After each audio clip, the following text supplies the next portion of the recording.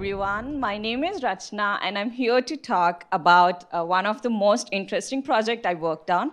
It is called as CLIx. CLIx is an offline platform designed to help and encourage online learning and collaborative platform. So before proceeding with CLIx, I want to talk about GStudio. GStudio is the framework on which CLIx runs. Very short definition would be GStudio is an extension of the Semantic Web Standard node descriptive framework that help deploy and design many online collaborative learning platforms and also open educational resources. So a Connected Learning Initiative has been seeded by two giant organizations, Tata Trust and MIT, and it is currently deployed in nearly 1,000 schools of rural locations of India.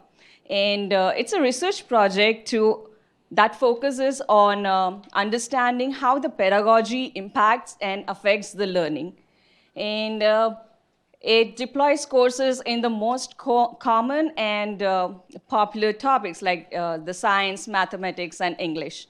And it has been awarded the 2017 UNESCO Prize for Innovative Use of ICT in Education. And this Monday, it has been awarded the Open Collaboration Award for Excellence by Open Education Consortium. So from an engineer's point of view, I want to talk about the features that led CLIx to success. So CMS and LMS, the Content Management System and Learning Management System. We might have come across online course learning platforms like Coursera or Open edX. So we had to deploy and design and deploy our own CMS for a reason. Number one, because of the crazy requirements of the course authoring teams, we not only wanted to embed the applications, third-party applications into the content like Snap, Sugarizer, PhET simulations, but we also wanted to collect the data from the applications. And number two is we did try the Open edX architecture, which incurred the high maintenance costs. That's the reason we moved to building our own. And learning management system. So we basically focus, our target audience is the grade 8 and 9 students of schools which are in rural locations. The kids who might have used the computer for the first time with this project. So as I said, this is a research project. To draw the learning curve, we needed a lot of data points to understand how are we improving. So, but the students, as I said, were very refrained and restricted with the English language, number one, and number two, the use of computer systems. And we wanted to gather the artifacts and the feedback from the students. And no student wanted to be pinpointed, either for good or bad. So that's how we came across this masked authentication concept, where we assigned some pseudonames to every student.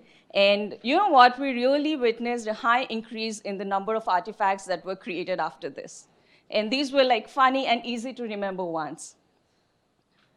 The next feature is the buddy login. So every computer system, every lab had nearly 20 to 25 computer systems, and every batch size was thrice this number. So without our knowledge, nearly 2 to 3 students started sharing the system.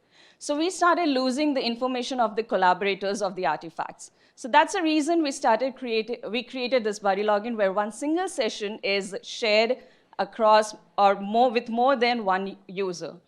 So it was very disheartening to see the state of the computer lab, which was exactly on the left-hand side, unused and just like in a storeroom.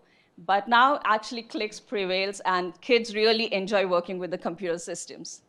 That's all.